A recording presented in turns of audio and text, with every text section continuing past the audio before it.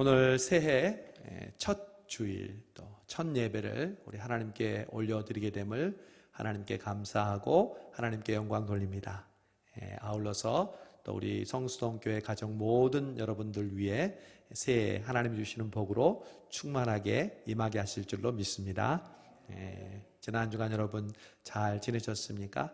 우리 송구영신 예배를 통해서 제가 우리 성도들이 같이 대면해서 예배드리지 못했지만 각자의 가정에서 자녀들을 위해서 목사님 대신 손을 얹고 우리 부모님이 기도할 때 아주 마음에 큰 은혜를 받았다는 그런 이야기들을 몇몇 분들을 통해서 들었습니다. 여러분 지금도 우리가 대면하지 못하지만 하나님께서는 오늘 이 시간을 통해서 여러분의 각자의 처소에서 예배드릴 때 하나님의 은혜와 하나님의 성령으로 우리에게 충만하게 임하게 해주실 줄로 믿습니다. 오늘 예수님께서 한 번은 제자 레위를 부르시고 또 레위와 식사를 하게 되었습니다. 그런데 그 레위는 바리새인과 서기관들, 종교 지도자들이 가장 싫어하는 세리였습니다. 세금을 징수하는 그런 이스라엘 사람들로부터 동족들로부터 멸시받는 일을 하는 사람이었죠.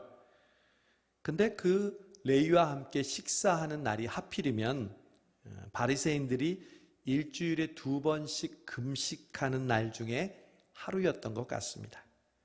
그 당시 웬만한 경건을 갖춘 사람들은 기본적으로 일주일에 2번씩 금식을 했습니다.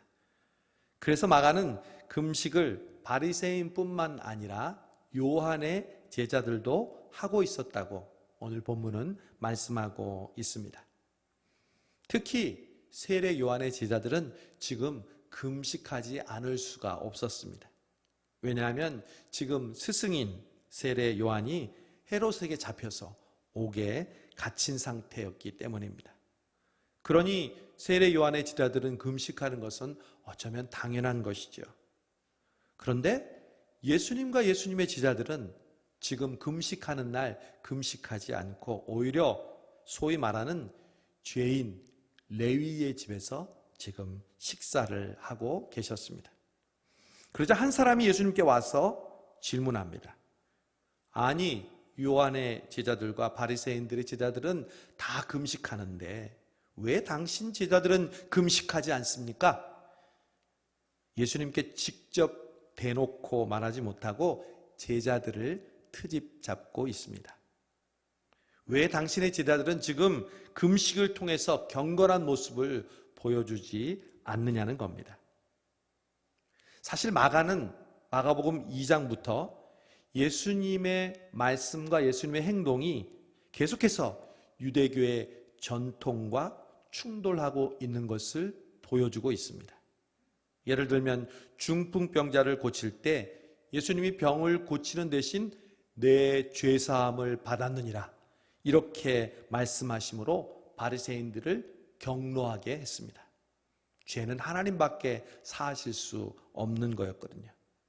또 한 번은 안식일에 병자를 고침으로 안식일을 범함으로 비난을 받습니다. 또 오늘은 다들 기본적으로 알고 있는 금식하는 날에 오히려 식사를 하심으로 구설수에 올랐습니다. 예수님은 그들의 입장에서만 본다면 율법을 파괴하고 전통을 완전히 무너뜨리는 자였습니다. 예수님 때문에 종교 지도자들과 싸움과 충돌이 이렇게 해서 계속 일어나고 있었습니다. 예수님이 가는 곳마다 지금 충돌과 논쟁의 불씨가 계속 번지고 있는 것입니다. 예수님은 그래서 이렇게 말씀하셨습니다. 내가 너희들에게 화평을 주러 온 줄로 아느냐? 화평이 아니라 검을 주러 왔노라. 여러분 여기서 우리는 중요한 교훈을 얻습니다. 화평, 평화는 어떻게 이루어질까요? 평화는 그냥 이루어지지 않습니다. 절대 저절로 화평이 오지 않습니다. 바로 싸움을 통해 옵니다. 평화는 싸움 없이 절대로 저절로 이루어지지 않습니다. 이상하지 않나요? 평화는 싸우지 않는 상태를 말하는 건데 어떻게 싸움을 통해 평화가 이루어질까요? 그 싸움은 치고받는 싸움이 아닙니다. 폭력이나 전쟁을 의미하는 것이 아닙니다. 바로 죄와 악과 불의와 싸우는 것을 의미합니다. 여러분, 많은 사람들이 교회가 평화롭기를 원합니다. 그리고 가정이 평화롭기를 바랍니다. 그러나 그 평화는 그냥 거저오지 않습니다. 반드시 싸움을 통해서 옵니다. 멱살을 잡는 싸움이 아닙니다. 고성이 오가는 싸움이 아닙니다. 보이지 않는 싸움입니다. 영적인 싸움입니다. 예수님은 이러한 싸움의 고수였습니다. 여러분, 예수 믿는 사람은 착한 사람이 아닙니다. 예수 믿는 사람은 선한 사람입니다. 선한 사람은 불의를 보면 그냥 지나치지 않습니다. 하나님은 우리가 예수님처럼 순간순간 도전해 오는 불의와 타협하지 않고 오직 그 불의와 싸우고 논쟁하기를 원하십니다. 그래서 오늘 예수님은 잘못된 금식 문제를 놓고 싸우고 계신 겁니다. 예수님 당시의 금식은 여러 가지 이유에서 대표적인 종교 행위였던 것을 알 수 있습니다. 예를 들면 우리나라의 새벽 기도처럼 열심히 신앙생활한 사람은 반드시 금식을 자연스럽게 한다는 거죠. 원래 유대인들은 온 국민이 공식적으로 한 번 금식하는 날이 있었습니다. 그것은 바로 신년이 되면 나팔절을 불면서 나팔을 불고 1월 10일 날 대속죄일을 통해서 온 백성들이 하나님 앞에 금식하는 날을 지킵니다. 히브리 말로 욤 키퍼라고 하는데 미국에서는 그날을 공식적인 공휴일로 잡고 학생들이 학교에 가지 않기도 합니다. 그런데 유대인들은 대속죄일 뿐만 아니라 특별히 재난이 오거나 병이 들거나 회개할 때, 그럴 때 하나님 앞에 특별히 금식했습니다. 그런데 바리새인들은 자신들의 신앙에 따라서 더 열심히 신앙생활하는 것을 보이기 위해서 일주일에 2번씩 금식하는 날짜를 정했습니다. 그러면서 사람들이 많이 모이는 장날에 자기가 금식하고 있다는 것을 보여주기 위해서 얼굴을 회치를 하고 머리를 헝클어뜨리고 그리고 옷을 땅에 질질 끌면서 기도하며 다녔습니다. 그렇게 해서 그들은 사람들로부터 저 사람은 경건한 신앙인이고 율법을 잘 지키는 사람이구나 인정을 받는 것을 즐거워했습니다. 그러나 예수님은 이들의 형식적인 금식을 외식이라고 꾸짖으셨습니다. 금식은 사람에게 보이기 위해서 하는 것이 아니다. 금식은 은밀한 중에 계신 내 아버지께 기도하는 것이다. 그래서 오히려 예수님은 금식할 때 머리에 기름을 발라라, 얼굴을 씻어라. 겉으로 너희들이 금식하는 것처럼 보이지 말고 오히려 은밀한 중에 보시는 내 하나님께 기도하라고 가르쳐 주셨습니다. 예수님은 금식 자체를 부인하지 않으셨습니다. 금식이 필요 없다고 절대로 말씀하지 않으셨습니다. 왜냐하면 예수님 자신도 40일 동안 금식하셨으니까요. 금식이 좋다 나쁘다의 이야기가 오늘의 주제가 아닙니다. 예수님은 금식과 관련해서 하나님 나라의 본질이 무엇인지를 우리에게 가르쳐 주고 싶으셨던 겁니다. 오늘 새해 첫 주일을 맞아서 우리 하나님께서 성수동 교회에 주시는 말씀이 바로 이것입니다. 예수님은 이 금식의 본질을 가르쳐 주시기 위해서 비유로 설명을 하십니다. 예수님의 특징이었죠. 이해하기 쉽기 위해서 우리에게 잘 아는 이야기를 들어서 하나님의 나라의 비밀을 우리에게 가르쳐 주시는 거죠. 먼저 혼인잔치의 비유를 듭니다. 누구든지 떠오르는, 누구든지 잘 아는 혼인잔치의 비유를 통해서 말씀하십니다. 얘들아, 신랑하고 함께 있을 때 너희들 사람들이 금식하는 거 봤니? 신랑과 함께 있을 때는 즐겁게 먹고 마시는 법이잖아. 예수님 자신이 신랑이라는 말씀이시죠. 하나님의 나라가 신랑 되신 예수님이 이 땅에 오심으로 지금 이루어졌다는 것입니다.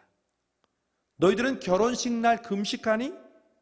신랑 되신 예수님, 내가 바로 지금 여기 있는데 왜 금식하겠니? 물론 금식할 때도 있고 또 안 할 때가 있는데, 이제 인자가 잡히게 되면 그때는 금식하지만 지금은 금식할 때가 아니다라고 말씀하십니다.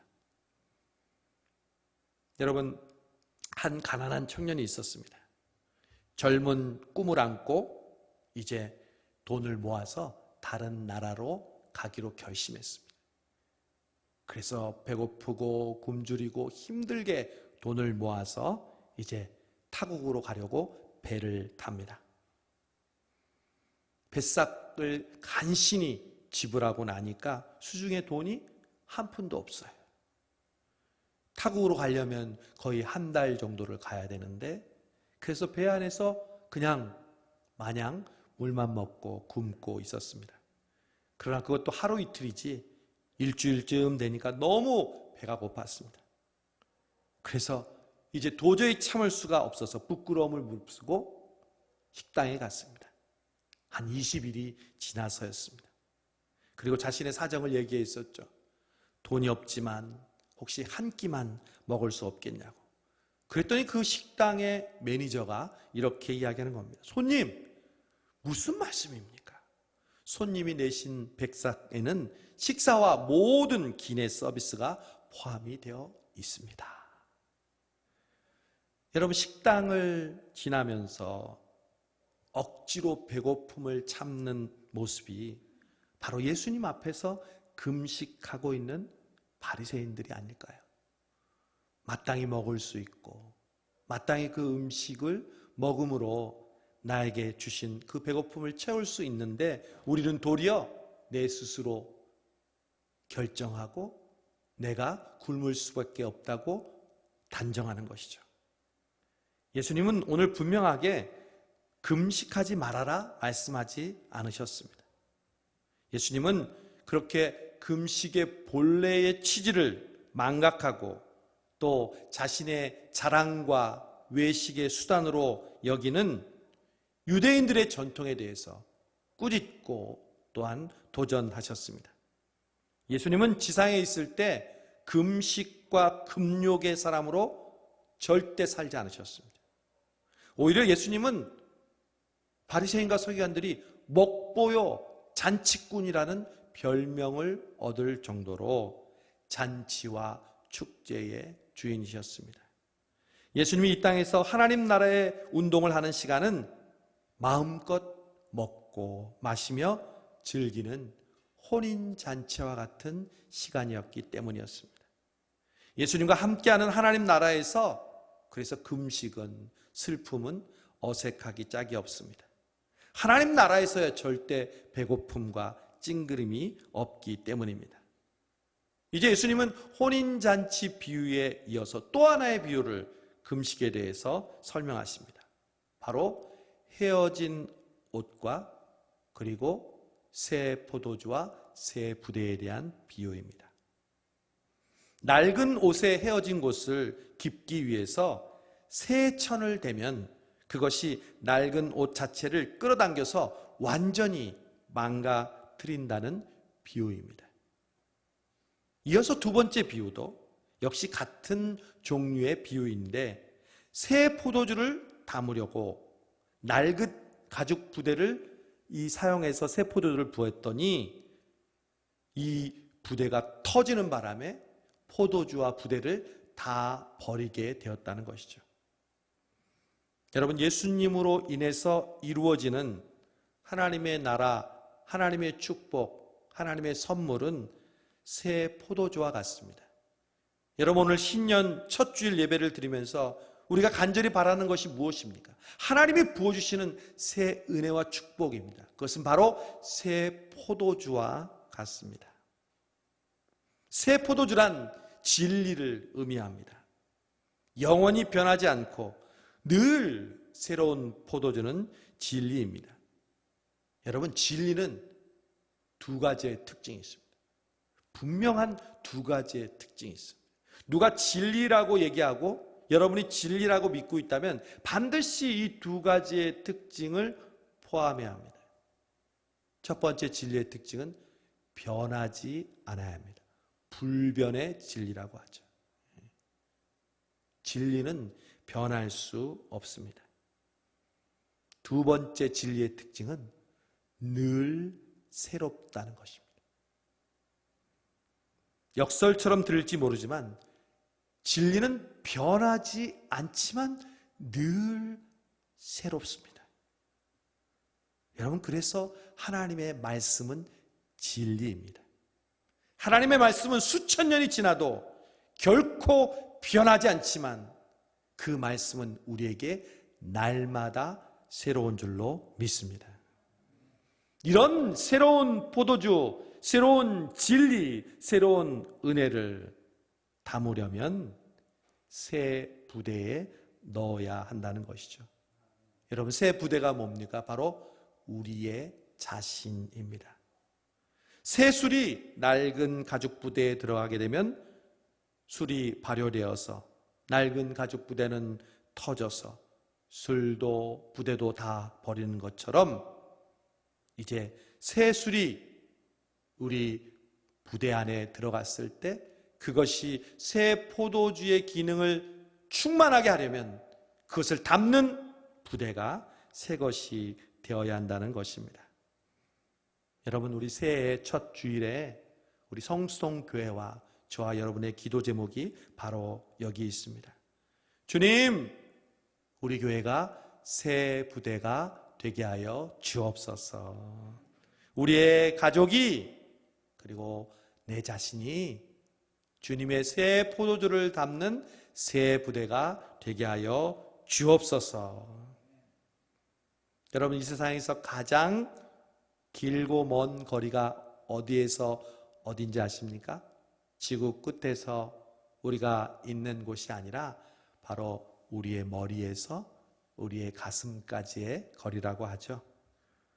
머리로는 깨닫지만 가슴까지 와서 느끼고 그것을 우리의 몸으로 움직이는 것은 너무 힘들다는 것이죠.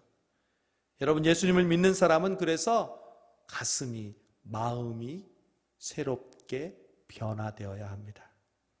마음이 변하지 않으면 결코 예수님을 담을 수가 없기 때문입니다. 뉴먼이라는 사람은 이렇게 말했습니다. 산다는 것은 변하는 것이고 완전하다는 것은 여러 번 변하였다는 것이다. 여러분, 예수님 믿고 몇 번 변하셨습니까? 완전하다는 것은 계속 변하는 것을 의미합니다. 신앙의 연수가 지나면서 여러분은 어떤 변화들을 경험하셨습니까? 성수동 교회에 와서 여러분은 어떤 변화를 계속 경험하고 계십니까?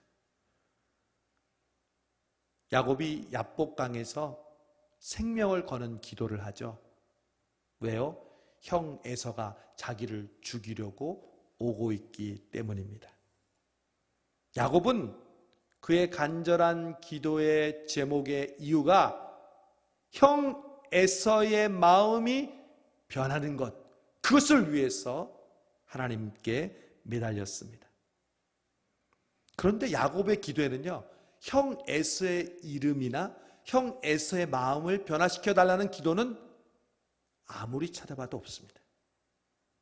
그렇게 환도뼈가 부러지면서 하나님께서 야곱의 기도에 응답하셨는데 그 응답에서 형 에서의 이름을 아무데도 찾을 수 없습니다.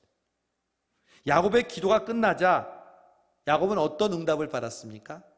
야곱아, 이제는 내 이름을 야곱이라 하지 않고 이스라엘이라 하리라. 야곱의 이름이 야곱에서 이스라엘로 변했습니다. 여러분, 기도는 누구를 변화시키기 위해 하는 게 아닙니다. 누구를 변화시키는 능력이 있는 사람을 기도를 잘하는 사람이라고 하는 것이 아닙니다. 기도의 응답은 내 자신이 변화되는 것입니다. 그 사람이 정말 능력 있는 기도의 사람인지 아닌지를 알 수 있는 비결은 그가 기도하면 다른 사람이 변화되는 것이 아니라 바로 기도하는 내 자신이 변하고 있다는 것입니다. 그래서 기도는 하나님을 변화시키는 것이 아니라 바로 기도하는 사람을 변화시킨다는 말씀이 있는 것과 같습니다. 나를 변화시키는 것이 진정한 기도의 응답입니다. 영국의 웨스트민스터 대성당의 지하묘지에 한 영국 성공의 주교의 무덤 앞에 이런 글이 적혀 있다고 합니다. 내가 젊고 자유로워서 상상력에 한계가 없을 때 나는 세상을 변화시키겠다는 꿈을 가졌었다. 좀 더 나이가 들고 지혜를 얻었을 때 나는 세상이 변하지 않으리라는 걸 알았다. 그래서 내 시야를 약간 좁혀 내가 살고 있는 나라를 변화시키겠다고 결심했다. 그러나 그건 역시 불가능한 일이었다.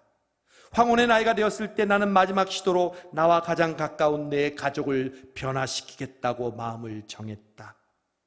그러나 아무도 달라지지 않았다. 이제 죽음을 맞이하기 위해 누운 자리에서 나는 문득 깨닫는다.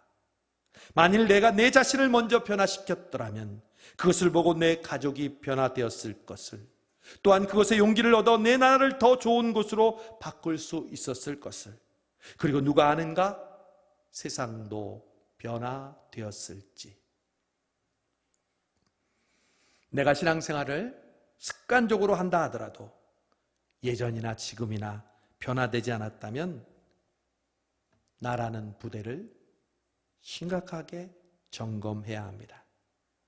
새해를 맞아서 우리 교회와 우리 가정이, 우리 각자가 진정으로 하나님께서 주신 축복을 감당하려면 우리의 심령이 변하고 우리의 인격이 변하고 우리의 말이 변하고 우리의 생각이 변해야 할 줄로 믿습니다. 여러분, 아무리 코로나나 아무리 비대면이나 아무리 지금 어려운 상황이라도요, 하나님의 은혜는 새롭고 변하지 않고 우리에게 충만하게 임하시는 줄 믿습니다. 문제는 바로 그 은혜와 축복을, 약속을 담는 부대의 문제입니다. 여러분, 그러면 어떻게 우리는 새로운 진리를 담는 새 부대로 변화될 수 있을까요? 우리 인간은 천성적으로 무엇인가를 본받도록, 모방하도록 창조되었습니다. 하나님의 형상대로 지음받은 우리는 하나님의 형상대로 따라하도록 지음받았는데 타락함으로 하나님을 따라하지 않고 우리의 욕심을 따라서 살게 되었죠. 우리는 지금도 본받는 대로 삽니다. 하나는 세상이고 또 하나는 하나님의 선하시고 기뻐하시고 온전하신 뜻입니다. 그러나 하나님의 뜻을 본받는 자는 쉬운 일이 아닙니다.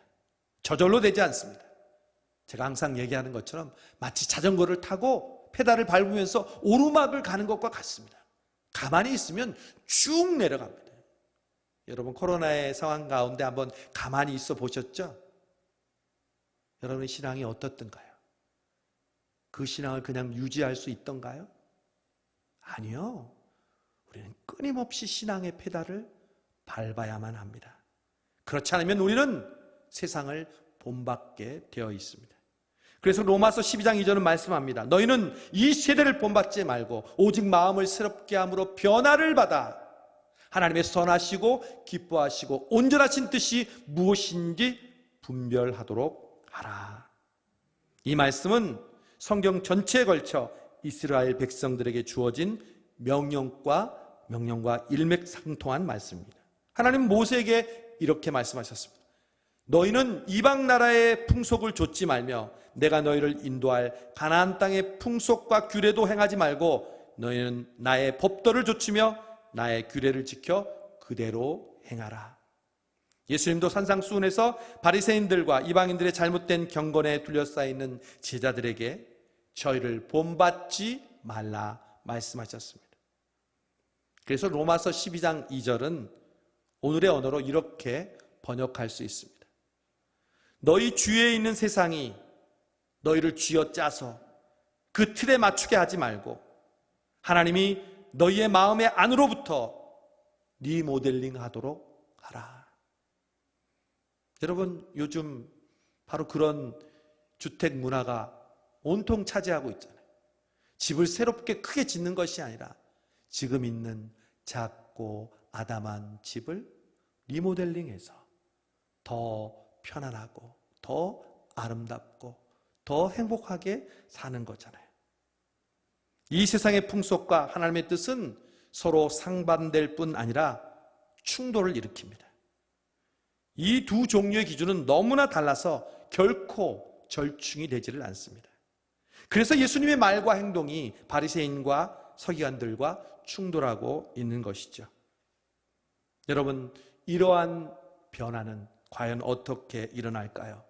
세상을 좇지 않고 하나님을 따르는, 하나님을 모방하는, 하나님의 뜻을 구하는 변화는 어떻게 일어날까요? 바울은 말합니다. 오직 마음을 새롭게 함으로 변화를 받아. 여러분, 여기서 중요한 말씀이 뭘까요? 오직 마음을 새롭게 함으로 변화를 받아. 우리 마음이란 혹은 새로운 단어를 주목할 수 있을 것입니다.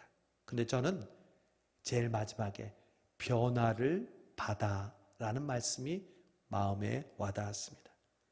그 말은 변화는 내가 하는 게 아니에요. 변화는 받는 겁니다. 즉 수동적이라는 것이죠. 변화의 주체는 결코 내가 될 수가 없습니다. 새해에는 내가 결심함으로 내가 더 열심히 신앙생활 해야지 이렇게 결심한다고 우리가 변화되는 것이 아니라는 것이죠. 내가 스스로 변화를 하는 게 아니라 무엇으로부터 변화를 받는 것입니다. 그래서 다윗은 이렇게 기도했습니다. 하나님이여 내 속에 정한 마음을 창조하시고 내 안에 정직한 영을 새롭게 하소서. 에스겔서는 또 이렇게 얘기합니다. 또 새 영을 너희 속에 두고 새 마음을 너희에게 주되 너희 육신에서 굳은 마음을 제하고 부드러운 마음을 줄 것이며.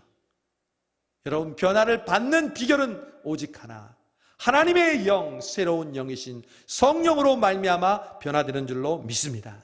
성령님은 우리의 옛 모습을, 옛 부대를 새롭게 하시고 우리 안에서 세상 풍속을 좇는 그 굳은 마음을 제하시고 하나님의 뜻을 따라 살도록 우리의 마음을 부드럽게 해주시는 분이신 줄로 믿습니다. 그러므로 여러분, 새 포도주를 주시는 분도 하나님이시고 새 부대로 만들어주시는 분도 우리 하나님이십니다. 오늘 우리는 주님의 말씀을 통해 과연 우리에게 있는 낡은 부대는 무엇인가? 우리 자신을 돌아보게 됩니다. 바리새인을 통해서 우리의 신앙의 본질이 아닌 다른 것을 좇고 있지는 않은지 우리 자신을 살펴보아야 한다는 것이죠. 새 부대가 된다는 것은 교회를 왔다고, 내가 교회를 봉사한다고, 내가 리더가 되었다고, 혹은 새로운 목사님이 왔다고 저절로 되는 것이 절대로 아닙니다. 새 부대가 되기 위해서 우리는 싸워야 합니다. 기도의 자리로 나와야 합니다. 장로님이 아까 기도하실 때 이번 주간은 축복 주간이라고 말씀하셨잖아요. 오늘 새해 첫 예배를 드리고 우리는 일주일 동안 신년 특별 새벽 기도회를 합니다. 여러분, 이 특별 새벽 기도회가 어떤 시간일까요? 하나님께서 우리에게 축복해 주시고 또 약속을 우리에게 허락해 주시는 그 주간인데, 저는 오늘 말씀을 통해서 다시 한번 그 시간이 어떤 시간인지 알게 되었습니다. 바로 이번 주에 특별 새벽 기도 기간은 우리의 마음의 부대가 새 부대로 변화되는 시간인 줄로 믿습니다. 여러분, 새해 동안 하나님의 새로운 축복과 약속을 받기를 원하신다면 근본 새벽 기도회를 통해서 하나님께서 여러분을 새로운 부대로 만드시는 하나님의 기적을 체험할 수 있기를 바랍니다. 우리는 이 한 주간, 이 시간을 통해서 이렇게 기도해야 합니다. 주님, 우리 성수동 교회가 새로운 부대가 되게 하여 주옵소서. 우리의 가정이, 우리의 남편이, 우리의 아내가, 우리의 자녀들이, 우리의 교회 학교와 우리의 구역이, 우리의 섬기는 선교회가 새로운 부대가 되게 하여 주옵소서.